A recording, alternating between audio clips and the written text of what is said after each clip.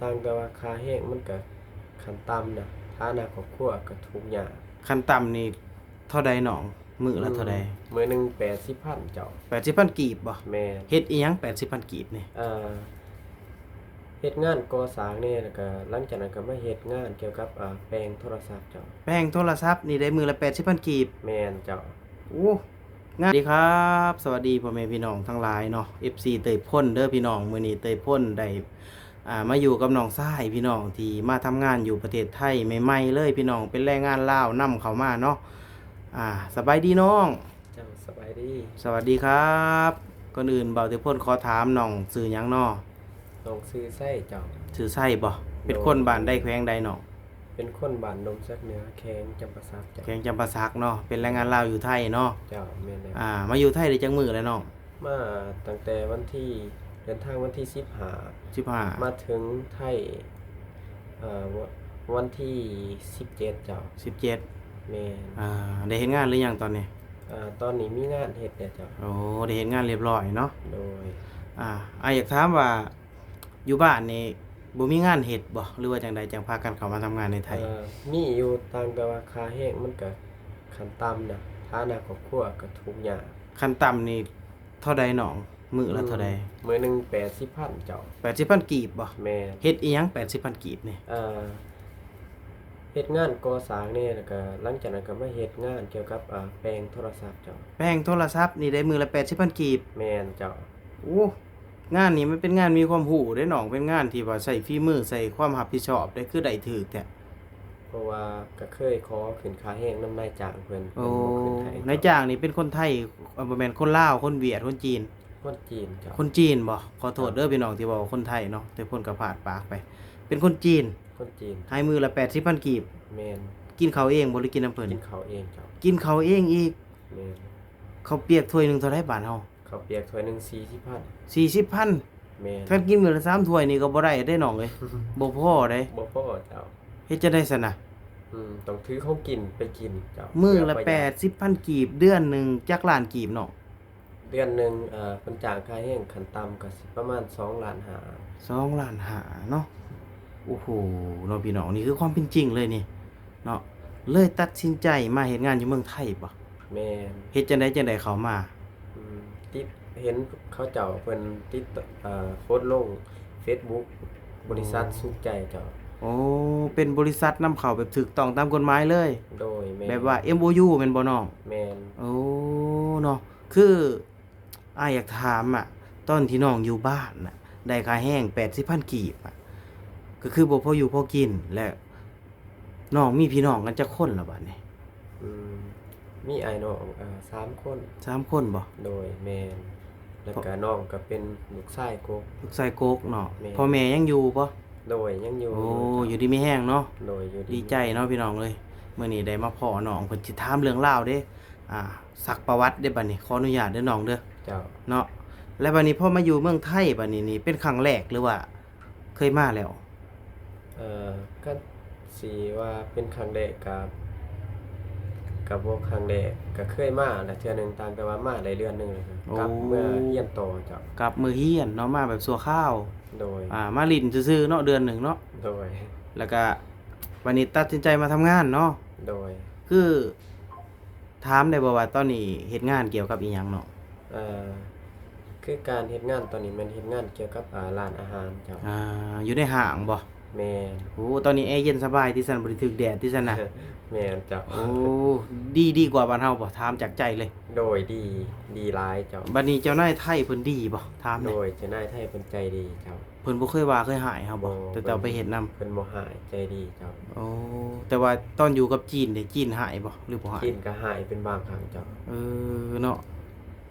ก็ยังดีกว่าจีนเพิ่นจ่ายค่าแรงได้ไอ้เห็นบางคลิปบ้านเฮาเขาขายมันต้นแล้วบ่ให้ค่ามันต้นก็มีเด้เห็นไปประท้วงกันอยู่เนาะก็ยังว่าโชคดีแหละน้องอยู่กับคนจีนน่ะจักปีเนาะอยู่ได้ประมาณ7-8เดือนเจ้า7-8เดือนโอ้ก็เลยแบบได้โอกาสมาประเทศไทยเนาะเจ้าเออแล้วมาประเทศไทยรอบนี้นี่มีความฝันอยากได้อีหยังอยากเฮ็ดอีหยังความฝันของน้องแม่นอยากเป็นสร้างแล้วก็อยากมีธุรกิจขนาดน้อยเฮ็ดเจ้าโอ้ความฝันใหญ่สิหาเงินในประเทศไทยเพื่อไปเฮ็ดธุรกิจในความฝันของตัวเอง อยากหาเงินในประเทศไทย เออ จากก่อนหนึงเนี่ยก็ เออ สิกลับมาเปิดร้าน เออ โทรศัพท์ โอ้โอ้เป็นความผิดที่ดีน้องก็ให้อดทนอดอ้อมเก็บเอาเนาะก็เอิ้นว่าได้ประหยัดอดทนเฮาได้วันละ300เฮาก็กินจะ100นึงเก็บจะ2ค่าห้องแน่ค่าหยังแน่ก็ให้มันได้เดือนละมื้อละ100กว่าบาทก็ยังดีน้องเอ้ยประหยัดอดทนนั่นแหละในว่าเฮาบ่มีเนาะ โดย ทุกคนก็มีภาระมีบทบาททุกคนแหละน้องเนาะอ้ายก็อยากแนะนำได้ส่ำนั้นแหละแต่ว่าอ้ายอยากถามมื้อนี้มาอยู่เมืองไทยได้เฮ็ดงานเมืองไทยนี่เฮ็ดงานจักชั่วโมงบัดนี้ เฮ็ดงานมื้อหนึง8ชั่วโมง 8ชั่วโมงบัดอยู่กับจีนได้จักชั่วโมง อยู่กับจีนใกล้8ชั่วโมงจ้ะ ใกล้บ่ ใกล้แม่น ใกล้นี่ได้โอ้บ่ เพิ่นก็ให้อยู่แต่ว่าบ่หลายจ้ะ เออ ส่วนว่าเลยไป2ชั่วโมงเพิ่นก็ให้อยู่30,000 โอ้30,000กีบ แม่นแล้วแต่อารมณ์สิให้บางเทื่อเพิ่นก็ให้40,000สู เอ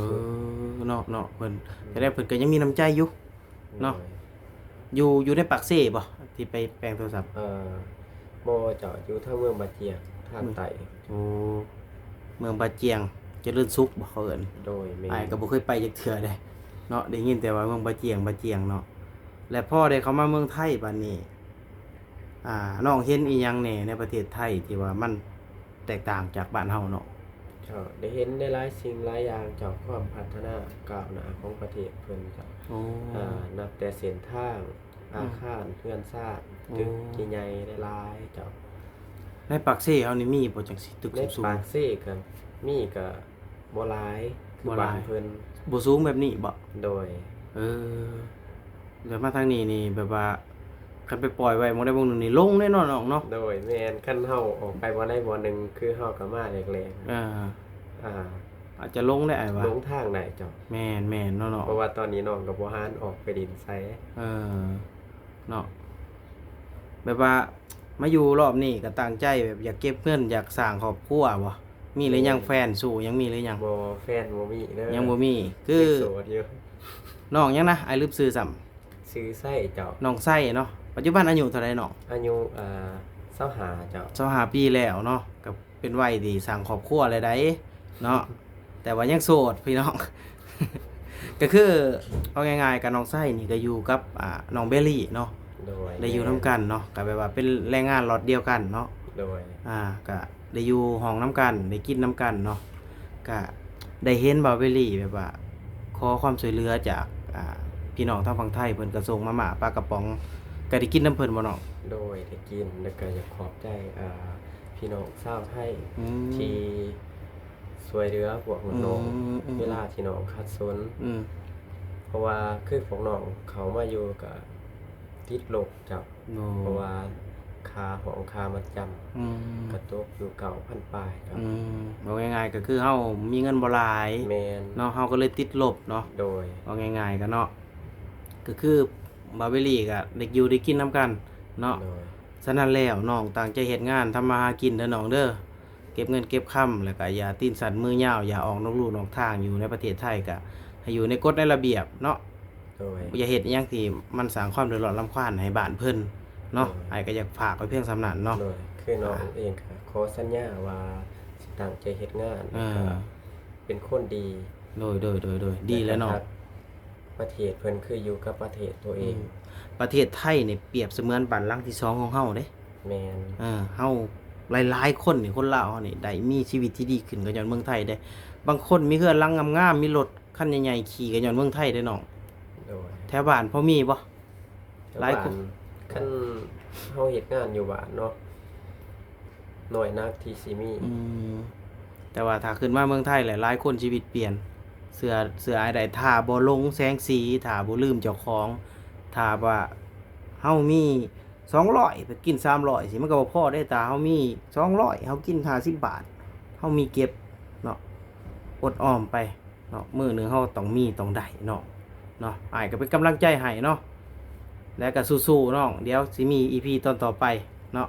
สำบายดีเนาะ จ้ะ สวัสดีครับ